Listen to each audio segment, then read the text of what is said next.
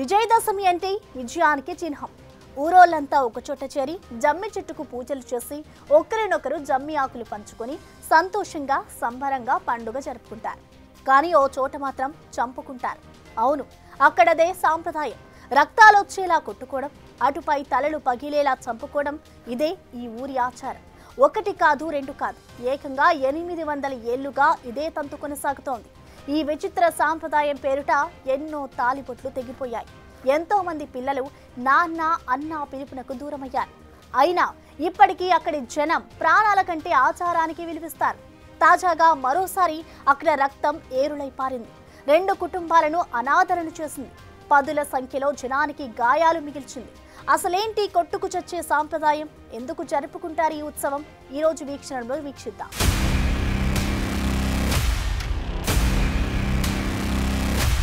కొట్టుకు చావడమే సాంప్రదాయమా?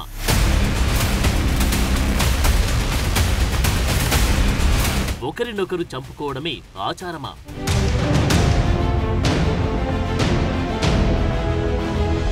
బన్నీ ఉత్సవం పేరుతో ప్రాణాలు బలి.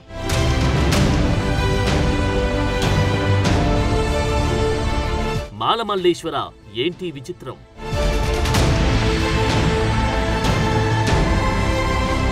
పండగంటే సంతోషం, పండగంటే ఆనందం. కుటుంబంతో, బంధువులతో, ఊరోళ్లతో కలిసి తింటూ, తాగుతూ, కష్ట నష్టాలు మరచి నవ్వుతూ ఉల్లాసంగా గడిపే రోజు. కానీ కర్నూలు జిల్లా దేవరగట్టు గ్రామం ఎందుకు పూర్తిగా విరుద్ధం. పండగంటే ఇక్కడ కొట్టుకోవడం, పండగంటే ఇక్కడ పగ తీర్చుకోవడం, పండగంటే ఇక్కడ చంపుకోవడం. అవును, ఇది నిజం.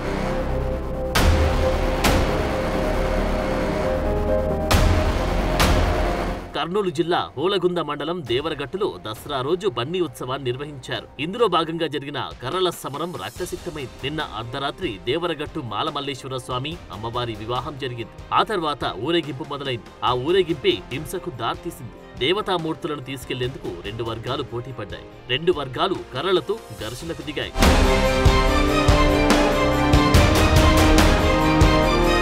దేవతామూర్తులను దక్కించుకునేందుకు నేరనికి తండా కొత్తపేట గ్రామాల ప్రజలు ఒకవైపు, అరికెర తండా సులువాయి, ఎల్లార్తి, కురుకుంద, బిలేహాల్, విరుపాపురం గ్రామాల ప్రజలు మరోవైపు కర్రలతో పొట్టు కొట్టుకున్నారు. కసితీరా తలలపై దాడి చేసుకున్నారు. ఒక వర్గం రెచ్చిపోతే మేమేం తక్కువ తిన్నామా అంటూ మరో వర్గం మరింత రెచ్చిపోయింది. ఈ క్రమంలో అనేక మందికి తలలు పగిలాయి, కాళ్లు చేతులు విరిగాయి, అనేక మందికి కాలిన గాయాలయ్యాయి. ఈ దాడుల్లో 3 భక్తులు బలయ్యారు. దాదాపు 100 మంది గాయపడ్డారు. అయితే వీరిలో 8 మంది పరిస్థితి విషమంగా ఉంది.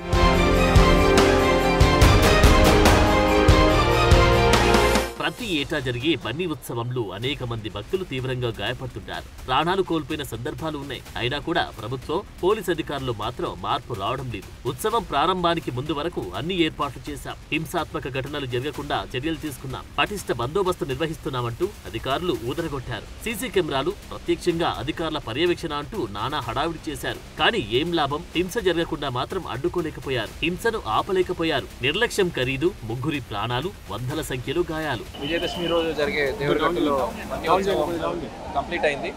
సో నిన్న నైట్ 12 గంటలకు మొదలయ్యి ఈరోజు 7 గంటలకి కంప్లీట్ అయింది. దాదాపు 1000 మందితో మనం పోలీస్ బందోబస్తు అరేంజ్ చేశాము. 10 డ్రోన్స్ ఫ్లై చేశాము. దాదాపు లాస్ట్ ఇయర్ ఏమి అవేర్నెస్ ప్రోగ్రామ్స్ చేశాము, దానికన్నా కొంచెం ఎక్కువమే ఈసారి చేశాము.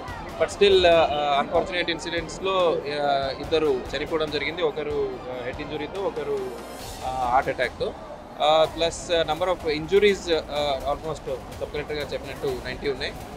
సో ప్రజలకి ఇంకొకసారి వీఆర్ రిక్వెస్టింగ్ నెక్స్ట్ ఇయర్ నుంచి ఇంకా మనం కొద్దిగా అవేర్నెస్ పెంచుకొని ఇంకా కొంచెం మనం ఇంజురీస్ కానీ అన్ఫార్చునేట్ ఇన్సిడెంట్స్ తగ్గించే కోణంలో మనం ముందు సాగాలని. ఈ ఉత్సవంలో పాత కక్షలు బగ్గుమన్నట్టు తెలుస్తోంది. వారి మధ్యలో నెలకొన్న గత గొడవలు మనసులో పెట్టుకుని కర్రలతో విచక్షణారహితంగా దాడి చేసుకున్నట్లు సమాచారం. కొందరు ముందే ప్లాన్ వేసుకుని ఈ ఉత్సవానికి హాజరయ్యారని స్థానికులు అనుమానిస్తున్నారు. అయితే పకడ్బందీ బందోబస్తు నిర్వహించిన అసాంఘిక శక్తులను మాత్రం పోలీసులు అడ్డుకోలేకపోయారన్నది వాస్తవం. హింస జరిగే అవకాశముందని తెలిసినా, గత అనుభవాలు ఉన్నా పోలీసులు మాత్రం సరైన చర్యలు తీసుకోలేదన్న విమర్శలు వ్యక్తమవుతున్నాయి.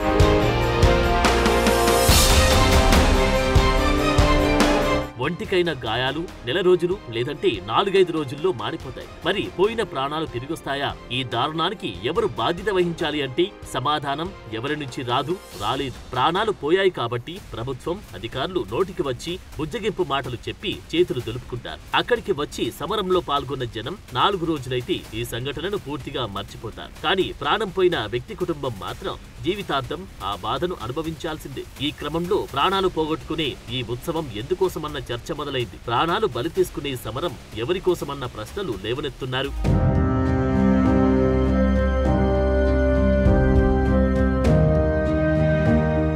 ముగ్గురి ప్రాణాలు, వందల మందికి గాయాలు, బాధితుల ఆర్తనాదాలు, కుటుంబాల శోకాలు ఇవన్నీ కల్లారా చూస్తే ఆగవు కన్నీళ్లు.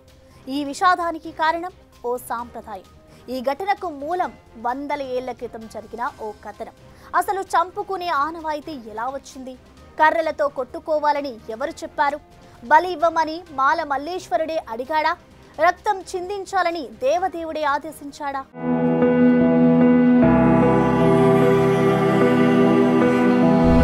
వందేళ్ల ఆచారం,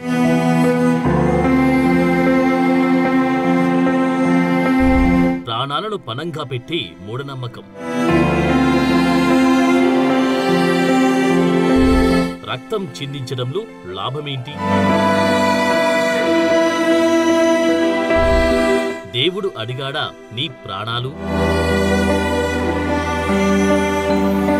కర్నూలు జిల్లా దేవరగట్టులో ప్రతి దసరా పండుగ రోజు రాత్రి కర్రల సమరం 100 ఏళ్ల నుంచి జరుగుతుంది. దేవరగట్టు వద్ద కొండపై వెలిసిన మాల మల్లేశ్వర స్వామి ఆలయంలో దేవతామూర్తులైన మాలమ్మ మల్లేశ్వర స్వామికి దసరా పండుగన అర్ధరాత్రి 12 గంటలకు కళ్యాణం జరిపిస్తూ ఉండడం ఆనవాయితీ. ఈ కళ్యాణం అనంతరం కొండ పరిసరాల్లో ఉన్న పాతాలగట్టు, రక్షపడ, శమీ వృక్షం, వాటి ఎదురుగా ఉన్న బసవన్న గుడి ప్రాంతాల్లో దివిటీల వెలుతుల్లో ఉత్సవ విగ్రహాలు ఊరేగిస్తారు. ఆ విగ్రహాలను దక్కించుకోవడం కోసం నెరడికి తండ, కొత్తపేట గ్రామాల ప్రజలు ఒక జట్టుగా కడతారు. ఆలూరు, సులువాయి, ఎల్లార్తి, నిడ్రవట్టి, అరికెర, బిలేహాల్ గ్రామస్తులు మరో జట్టుగా ఏర్పడి కర్రలతో తలపడతారు. దీన్నే బన్నీ ఉత్సవం అని కూడా పిలుస్తారు.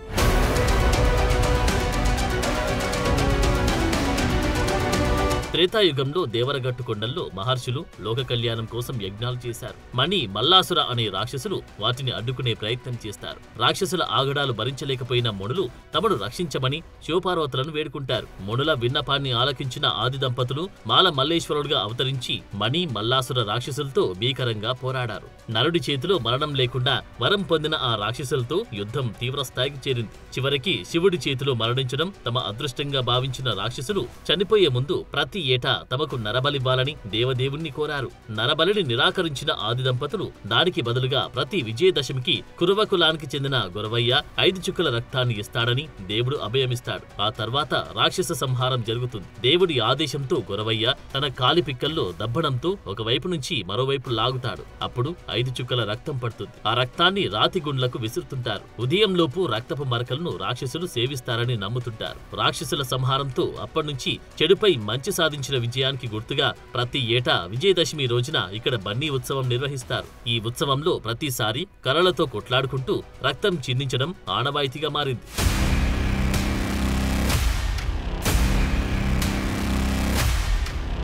దేవరగట్టు చరిత్ర ప్రకారం నరబలి జరగొద్దని స్వయంగా పరమేశ్వరుడి రాక్షసులకు చెప్పినట్లుగా విన్నాం. కానీ ప్రస్తుతం జరుగుతుందేంటి? ఏటా ఎంతమంది ఈ మూఢనమ్మకానికి బలవుతున్నారు? 5 చుక్కల రక్తం చిందించమని ఓ సామాజిక వర్గానికి చెందిన వ్యక్తికి శివుడు ఆదేశమిచ్చినట్లు ఇక్కడి చరిత్ర చెబుతుంది. మరి వందల సంఖ్యలో కర్రలతో దాడులు చేసుకోమని, చంపుకోమని ఏ దేవుడు చెప్పాడు? ఇలాంటి ప్రాణాలు తీసే ఉత్సవానికి ప్రభుత్వాలు ఎందుకు అనుమతులిస్తున్నాయి? రక్తపాతం జరుగుతుందని తెలిసినా వాటిని అడ్డుకొని సరైన సాంప్రదాయాలు పాటిస్తూ ఉత్సవాలు నిర్వహించేలా ఎందుకు ప్రభుత్వం చర్యలు తీసుకోవడం లేదు? తాజా ఘటనతో ఇలాంటి ప్రశ్నలు అందరి మదిలో రేకెత్తుతున్నాయి.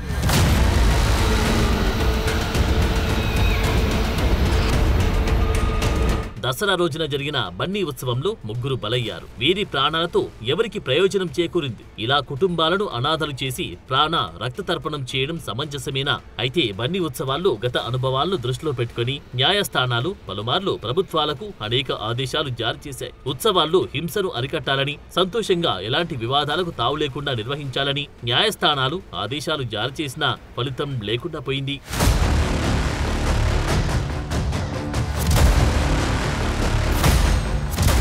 దేవరగట్టు బన్నీ ఉత్సవం గ్రామీణ విశ్వాసాలు, భక్తి, పూర్వీకుల ఆచారాల పట్ల ఉన్న లోతైన అనుబంధాన్ని చాటుతూనే ఆధునిక సమాజానికి ఒక సవాల్ను విసురుతున్నాయి. అయితే సాంప్రదాయాన్ని గౌరవించడంలో, వాటిని పాటించడంలో తప్పులేదంటున్నారు పండితులు, విశ్లేషకులు. కానీ అందులోని హానిని తగ్గించే మార్గాలను అన్వేషించాలని సూచిస్తున్నారు. హింస, ప్రాణాలు బలిగొనే ఉత్సవాలు కాకుండా భక్తి భావం వెల్లివిరిసేలా సాంప్రదాయాలను పాటిస్తూ ఉత్సవాలను నిర్వహించాలని అంటున్నారు.